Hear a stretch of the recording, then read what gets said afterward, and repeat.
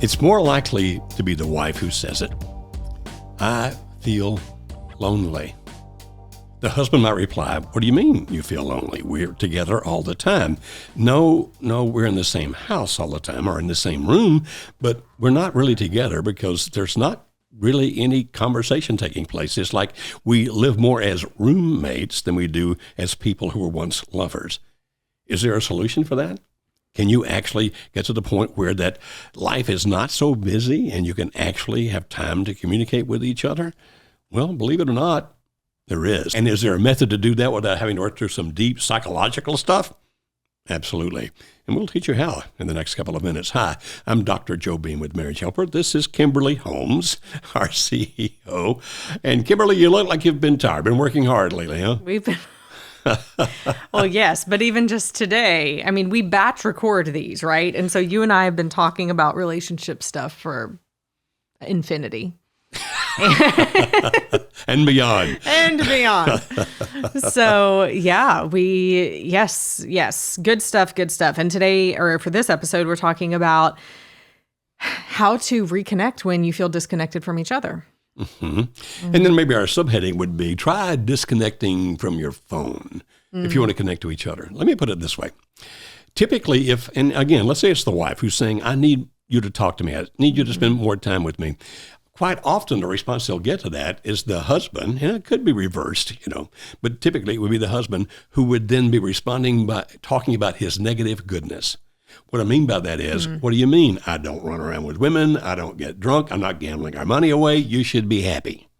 And we teach people all the time, it's important not to do the things that would destroy your relationship. So it's good that you're not running around with somebody, that you're not getting drunk, that you're not gambling the money away. Those are good things. And so don't do them because they will destroy a relationship. But not doing them doesn't build a relationship. Not doing them keeps from destroying it, but not doing them doesn't build a relationship, which means that there are certain things you need to do.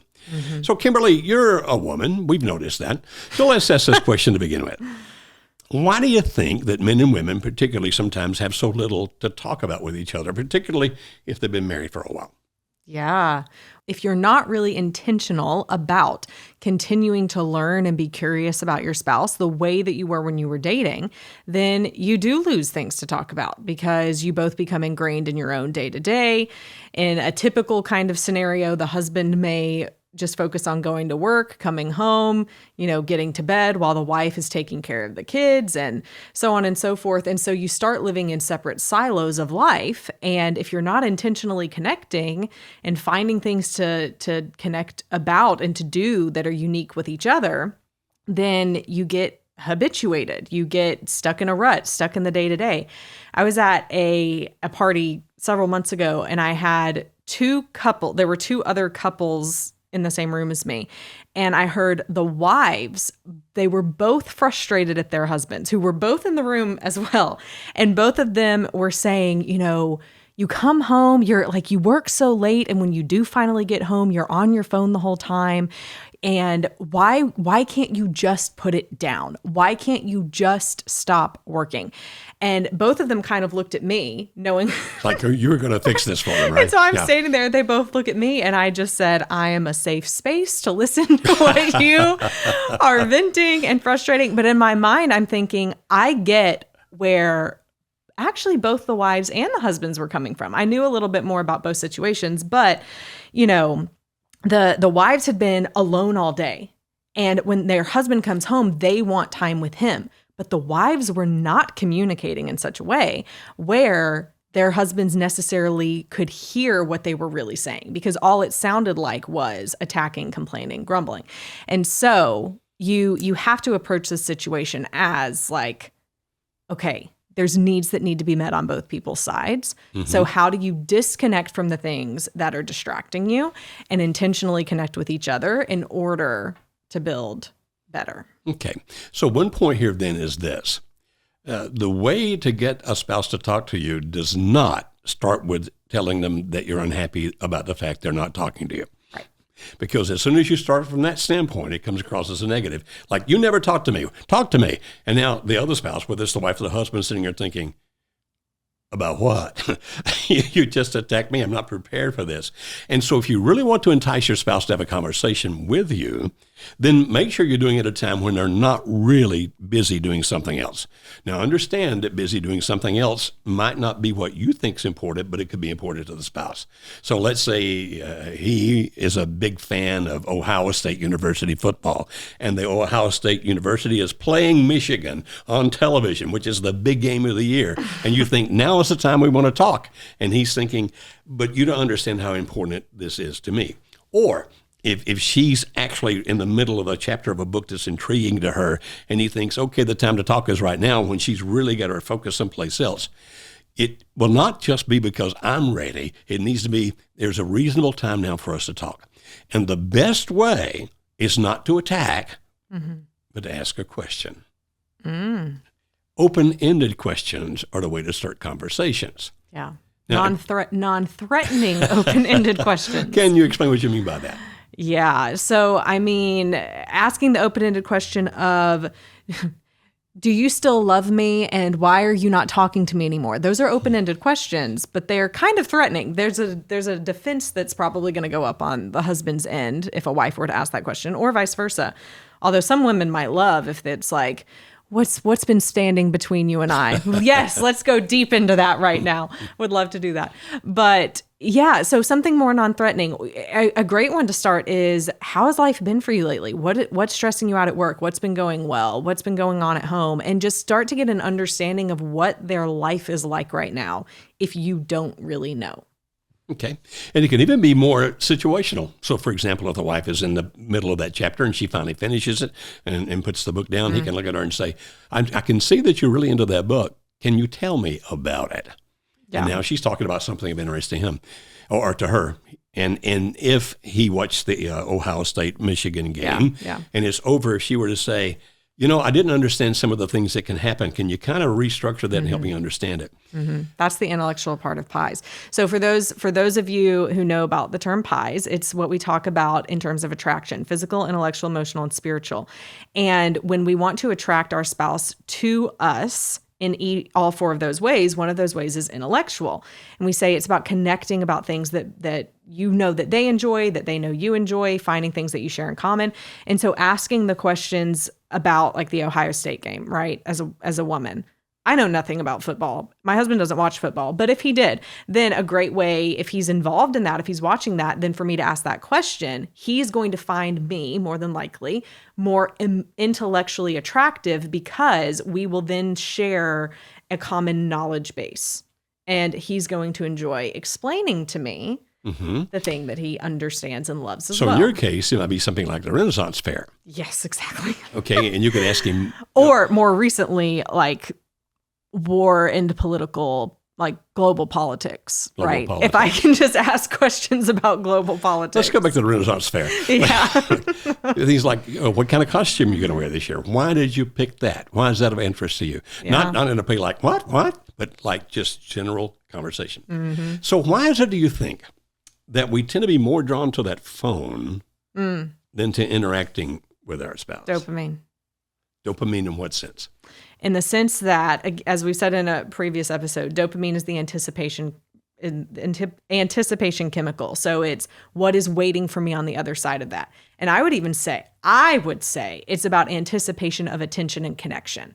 So if there's someone or something, like if there's a possibility someone's messaged me on Instagram, or there's an email on my account, then there's someone who needs me. They want my time. They want my attention right now. And I want to be wanted as a person. So that's why a phone has such an allure, because it's unendless possibilities of what's on the other side of that, especially if you're not getting that in your relationship. But if you're in a home environment where your kids are not just draining you, asking you questions, but actually like, mommy, daddy, tell me, help me with this. Can we build something together? If you're getting positive interaction from them or from your spouse, hey, tell me about your day. Tell me about what you just read. Then you're getting that attention and affection from someone in your real life, which is what you want. And while it may not be the same dopamine spike, you're actually including in some instances, oxytocin into it, which is a bonding chemical, especially if you do things that through touch and things like that, cuddling on the couch while watching movies together, something like that. And that helps you to want to actually crave that more than the phone. Okay. And so for a person like me, I'm constantly wanting to learn something new. So on my phone, I'm reading articles, I'm looking at the news, I'm seeing what's happening in other countries because I always want to learn. So I'm being stimulated by that. Okay. And so if Alice wanted to change the conversation to, Christmas dinner's coming up. I wonder what I should cook for Christmas dinner. There's no comparison to my brain about the stimulation of learning and talking about what are we going to have for dinner on Christmas Day. And so one thing you might want to think about then is this. If you're going to be asking the open-ended questions, think of what's important to the other person. What does he or she like? So you can ask him, what have you learned today? Oh, I found this interesting thing here, because now it's still in terms of them. And if you say, well, I don't know if I can always know what's of interest to the other person. Here's another recommendation we have. It's something we recommend you do every so often. Turn off the television, turn off the phones, turn off the children, turn off everything. And then and say, okay, this is our story time. Each one of us is going to take up 10 to 15 minutes to tell a story from our childhood. Now, here's the deal. Pick a story that you think influences the way you think, act, feel, or believe today. And I want you to see it in your mind and describe it to me as you tell me the story. And so sometimes he'll tell it in 3 minutes, sometimes 8 minutes, sometimes 12 minutes. And then you do the same. And then you can talk about, wonder how that influenced the way that you think. What do you think? And here's the way I've seen it, that I think I can see now why I understand why you think or act the way you do because of that story. You can actually begin to do some very great learning about each other. And if you think, we've been married 20 years, we already know everything about each other, I'll guarantee you do not. Well, we've been married 70 years. We know everything about each other. Well, you've forgotten a lot of it. Plus, you never completely know another person. And so you can actually have conversations if you don't know, should I talk about this, that, or the other under intellectual attraction? You can talk about, let's talk about life. How have things in your life influenced who you are today? So pick a story. And then I'll listen. I won't give you advice. I won't say, why did you do that? I'll listen, and we'll talk about that. Then I'll tell you a story from my life. And if you do that even once a month, it's amazing how often you will have really deep and involved conversations with each other. It's all about learning. It's not the fact that I need to demand that you pay attention to me. It's that, and this is going to sound terrible, Kimberly, so correct me if it sounds too bad. I need to earn your attention by talking about something that you would have at least some interest in rather than you sitting there. So if Rob wanted to talk to me about global politics. I would lose it. He'd be like, I would not be a good conversationalist with him when it comes to that because I don't know that much about it, etc. But if he wanted to talk about the skill of writing because he's an excellent writer, I'd be right into that. Mm-hmm. So sometimes it's a matter of understanding what's important to the other person. In that sense, earning the attention you get. Is that too harsh? Is that putting too much responsibility on me? No, I think it's appropriate, but it's also a give and take. Yes. Right. So was it last night? It was either last night or the night before. Rob comes downstairs and before he came down, he said, I need you to act like you care about what I'm about to show you. So I said, okay, I understand my mission at this point. And he comes down and brings this like helmet type thing that he has created. And it was actually pretty cool. Like he was explaining to me what he had put on it and how it worked and all of these aspects. And I already knew my marching orders were care, like act like I care. So I just asked some questions. It was 10, 15 minutes, but he really appreciated, like he was excited to show this, like a little kid, like, look what I made. So he was excited to show this thing. And so we talked about it. It was actually really cool. But just like he needed to do that for him in that moment, I also have needs like that in moments of myself as well, right? And so even being able to just say to your spouse, I need you to listen and let's just connect about this for a minute and then talk about it.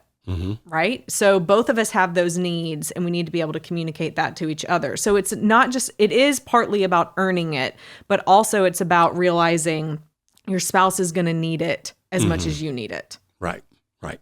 So we recommend you avoid the triggers like, we need to talk. I don't care. If you start with that, the other person's going to be going, oh, crap, what's gone wrong now? But you can say, hey, I need you to care about what I'm about to tell you. Is a different way to approach that. Yeah. Although I will say I've tried to do a little experiment about saying we need to talk, knowing that it's a good thing we need to talk about. So I'm trying to see if I can Pavlovian experiment away from the bad association with that word. And I think it's going pretty well. But I always say it when there's something positive we need to talk about. That's actually pretty smart. See? So Rob has become your dog. Because Pavlov worked with a dog. Yes, but that may be what is too harsh to say. Yeah, okay. All right.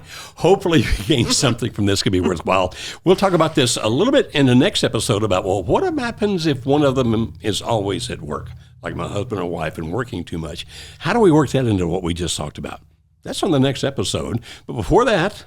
If you and your spouse feel completely disconnected and you're saying, I hear what y'all have been talking about, but it feels like a very wide chasm for us to be able to even across this and be able to talk to each other well at this point, then our 3-day couples workshop is exactly what you and your spouse need. You can find out more about that by going to marriagehelper.com/workshop. Thank you for being on this episode of Relationship Radio, and we look forward to talking about, well, what about if work is intruding in a marriage? On the very next episode. See you then.